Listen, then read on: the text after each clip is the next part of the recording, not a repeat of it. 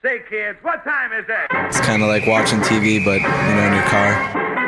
104.7 The Cave, Mike the Intern in the studio. Once again, Jay Stevens, it's Thursday, time for Dark Side of the Stream, episode number 72. Don't we do the jingle here? No.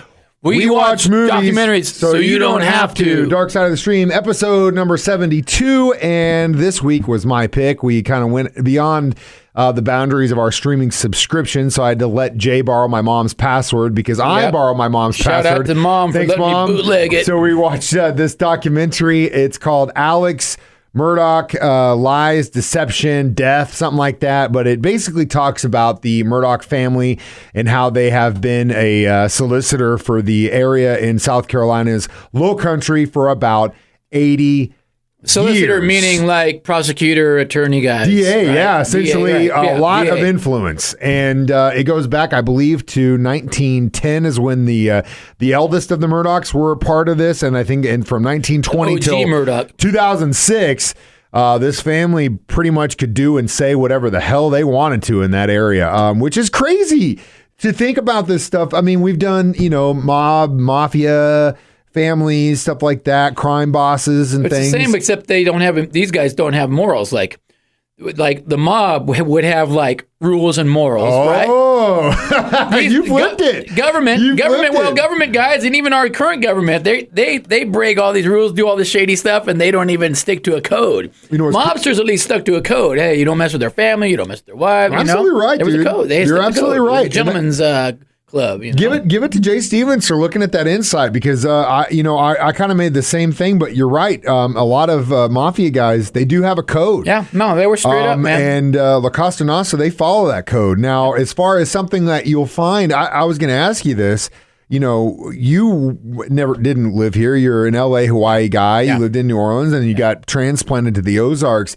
Did you kind of get the vibe that there was this good old boy kind of thing when you got here? Yeah, for sure. Like, obviously in the Midwest, that we take care of our own kind of thing. But like one thing that I've learned over these years doing, veteran interviews and meeting guys in law enforcement and people that have been in this area for, 60, 80, 100 years, whatever. That stuff is pretty common. When you look at things that happen in Greene, Christian, Stone County, with deputies and all these things. All over, yeah. Small town, everybody knows somebody or went to school with somebody or my uncle's somebody, It's not uncommon that this stuff happens. It's just eventually that house of cards becomes so big. If you've got rotten cards in there, it only takes one or two to make the entire thing fall down. And that's exactly what we're going to do today. Watch that house of cards tumble for the Alex Murdaugh family. This is Dark Side of the Stream, episode 72 on 104.7 The Cave. 104.7 The Cave, Mike the Intern, Jay Stevens back in the studio, episode 72, Dark Side of the Stream. Sorry for that extended break. I needed to go powder my nose. Anyway, today on the Dark Side of the Stream, we are discussing the documentary on Peacock about the Alex Murdaugh family, who were a prominent legal family in the Low Country of South Carolina from 1920 to 2006. 3 members of this family served as solicitor, which is basically what they call DA, in charge of prosecuting all criminal cases in the state's 14th district. From 1920 to 2006, one family controlled who was convicted. Like basically, you other than trial cases, or even and then you could make the argument that the judge could lean for trial cases, but it doesn't matter. That's crazy to me. I've been we don't get political on this station, but I've been extremely vocal about this one thing, and I will say it now, is that the system of having guys and families control this system for so long is garbage. Term limits. You see that, term limits, man. When you see these guys in Washington that can't even open their phone, they're so old, but they're the ones controlling what's going to happen in the future. Come on, man. I'm not saying there's no place for you, but dude, the guys in their 70s and 80s making laws for this country at this point, it's garbage. And that's garbage because at what point are you just working for your people or working for yourself? You could say the same thing about this family that had been in control in this area for so long. It's crazy. Now, when the documentary starts off, they paint this picture of this family and Alex Murdaugh's family, who is the current, I guess, patriarch right now. Version, right. And he's got 2 boys and a wife. And it starts off with a horrific a murder. His youngest son and his wife shot dead, and Alex comes home to find him. It's crazy. And at first you're like, oh my God. Yeah, you feel for this guy. Dude, this sucks. Obviously he pissed off the wrong dude. This is crazy. This is crazy. Well, this family had so much like animosity and things going behind the scenes that they actually had a podcast created about finding out what the hell was going on with the Murdaugh family. So this podcast starts to do some investigation. And come to find out, a couple years before this, the young son who was actually facing a trial in which he got intoxicated, got behind the wheel of a boat and caused it to crash, and ended up a young girl lost her life because of this, was facing litigation because of that. Was the first thing. Then come to find out, the older son, he was involved allegedly in a death of a young man who was a homosexual who was just out on the street or out on the road, somehow just got whacked over the back of the head and he died right there on the ground. The rumor is the older boy had something to do with that because he was the one. And again, if you look at the investigation, it basically says of all the interviews, it's just pointing to this kid. It's like one of those things. Everybody knows, but nobody really knows. Shady, dude. Then they go back even further. The nanny of these two boys slipped and fell down the stairs and died. Doesn't happen that often. The autopsy looked at it and said there's no way she would have died from this. And then this dude gets shot. And then after all this stuff. And he lives. It was like New Year's Day or something. Someone tried to shoot him and kill him. And you're like, oh my God, this stuff is just insane. You believe in coincidence, Jay? No, not this one. I mean, that's a lot of bad stuff to happen all at once. You know, the family's cursed, you could say. I mean, the devil is getting his due. Yeah, is what you could you got to pay the piper sometime. You make him deal with the devil. Karma. Eventually, he or she comes knocking, and they want their due, and that's exactly what we're going to get into next. The Devil's Due, Dark Side of the Stream on 104.7 The Cave. 104.7 The Cave, Mike the Intern, Jay Stevens back in the studio, Dark Side of the Stream, episode 72. Alex Murdaugh, Lies, Deception, Death is the documentary on Peacock. Not to be confused with the Murdaugh murders. Yeah, completely different. I was going down rabbit holes left and right trying to find this show. Dude, it's so good. Which, by the way, Scooby-Doo Mysteries, next thing always led me to. I don't know if this the reporter I thought did a good job. He's got a good voice, but when you watch him, he talks like this when he's explaining what's happening. I don't know if it's because his face has been stretched like that. so much because of Botox, but it really seems like he's just going like this the whole time. It really bugged me. I just want to get that out there. He did a great job reporting, but they shouldn't go on camera because he looks maybe like his lips are supposed to be sealed. Looks like the I'm not saying anything at all. I'm talking about like the stretch Botox. He doesn't want to get in trouble, so you didn't hear this from me. But blink once for yes, blink two for no. Okay, I'm there with you. I think we're good. This entire break is about me and Jay making our faces in the camera. Anyway, so that was kind of weird. But yeah, let's talk about the Devil's Due. So all these bad things starts happening to the Murdaugh family. We're come to find out, it all really started with the nanny. And what happened was the nanny dies, and this lady was the one who raised these boys. I mean, his sons, right? She was with them till they were young adults, essentially. And she had a son, and so what Murdaugh did was he went to the son and said, this is horrible. I hate this, blah, blah, blah, blah, blah. What we're going to do is I'm going to get you an attorney, and he's going to sue me. So the insurance will pay for this. So it's essentially an insurance scam, but you'll be taken care of. We'll come to find out that $4.3 million settlement that was supposed to go to that girl's son went missing. And come to find out, a lot of money went missing. And they blame it on this guy's addiction to drugs. They said he was a drug dealer. And in the documentary, they claim that there was a guy that was essentially, he was selling drugs to. But I mean, $4.3 million. I don't know about you, bro. That's a lot of drugs. That's a lot of hooch. That is a lot of hooch. I don't think that there's no way. They're stashing money. Yo. Unless it was one of those situations where this guy is just an idiot and he thought like what could have been like a $20 bag was a $200 bag, and the dealer was like, yeah, man, $200. See, this guy don't know anything. That's a possibility, I guess. Yeah.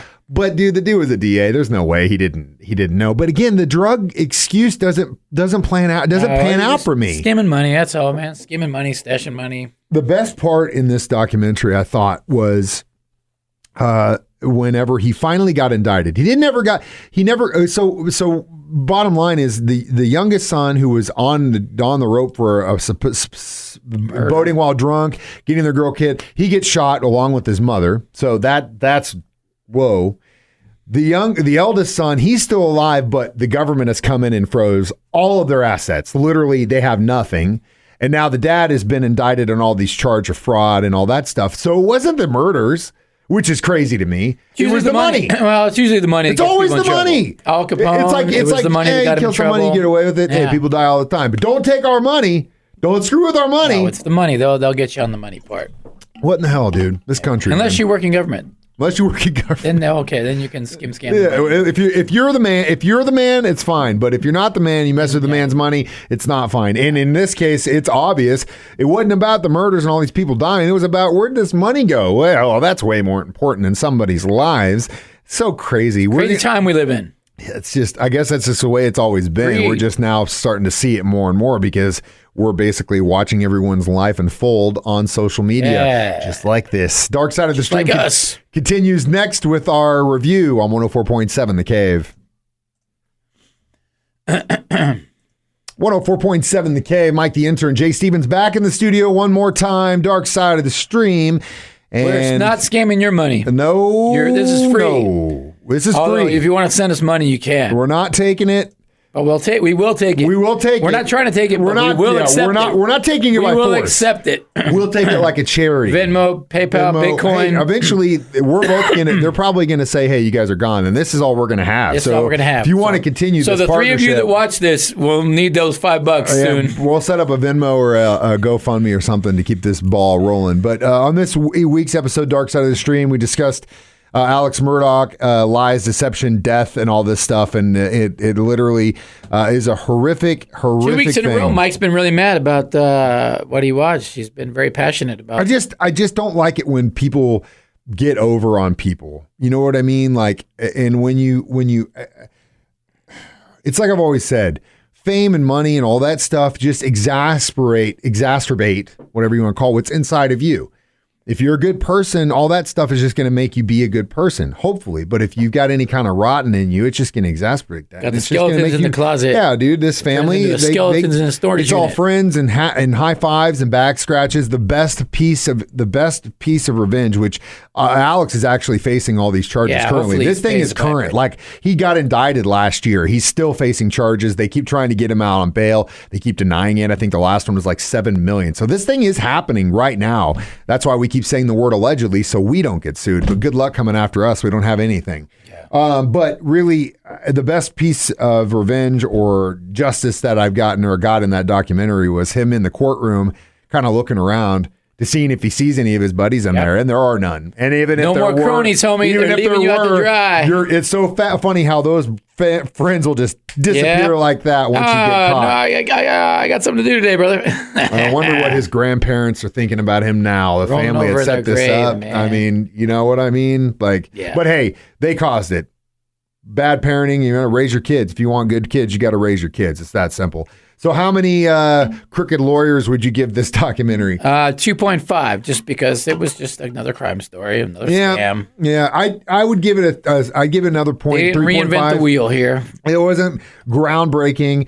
It was a 3.5 just because I thought that the podcast people and the people involved in investigating this story did a really good job. Especially, you're talking about the Low Country, South Carolina. A lot of these people are like, I ain't talking to you, man. Yeah, what are you doing here? Right. What are you doing here, New York City? I ain't talking to you. Well, they again, did a good job of doing their investigation. Another crime that could be maybe had the light shined on it from some street computer reporters, podcast investigators, dudes, you know, like us. It's like, maybe we should start doing some actual investigating and research. I don't know if I want to work that hard, Jay.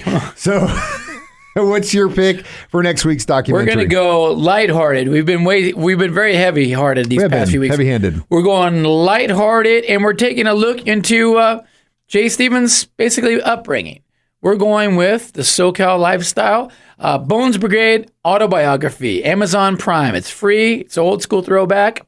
Bones Brigade. It's a real good American dream feel good story about a bunch of skateboarder kids that ended up becoming, All right. Huge and famous, just skateboarding. We're going to get Jay's butt in here with the skateboard and do some ollies for us on camera. Did you skate? Were you like a skater? I used to skate, yeah. Did you do ollies and all that stuff? I can do stuff like that, ride pools and stuff. Dude, yeah, really? I used to do that stuff. Dude, I got to see it. I was a big skateboarder back in the day. So tune in next week to see Jay bust his ass on Dark Side of the Stream in the parking lot of the station. I can't wait.